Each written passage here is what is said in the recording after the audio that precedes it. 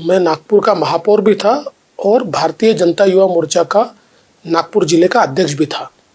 और उस समय एक राष्ट्रीय अभ्यास वर्ग नागपुर में लेने का तय हुआ। उसकी पूरी जिम्मेदारी मेरे ऊपर थी। रेशिम बाग में ये अभ्यास वर्ग होना था और इसकी पूरी तैयारी हमने की थी। और आने वाले कई नेता आने वाले थे, उनकी व्यवस्थाएं भी की थी। रेशिम बाग में भी रहने की व्यवस्था की थी और बाकी बाहर रेस्ट हाउसेस में भी व्यवस्थाएं की थी।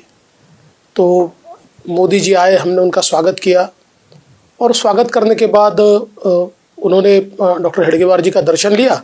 और उसके बाद हमने उनको पूछा, मोदी जी को मैंने स्वयं पूछा कि देखिए, रहने की व्यवस्था तो यहाँ पर भी है, बाहर गेस्ट हाउस में भी है। मैं ऐसा मानता था क्योंकि उस समय जितने नेता आए थे वो सारे बाहर गेस्ट हाउस में रहने को चले गए थे, तो इसलिए मैंने पूछा था। तो मोदी जी ने अपने अंदाज में कहा, हम तो भाई यहीं रहेंगे।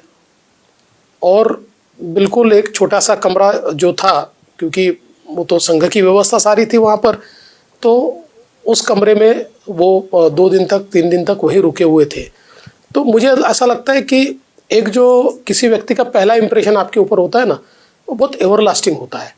और उस समय जो उनका जुड़ाव, उनकी सिंप्लिसिटी, या एक कार्यकर्ता के रूप में एक स्वयंसेवक से जो कार्यकर्ता बनता है, इस प्रकार का जो व्यक्ति होता है, उसमें जो एक व्यवहार होता है, वो व्यवहार मुझे देखने को मिला।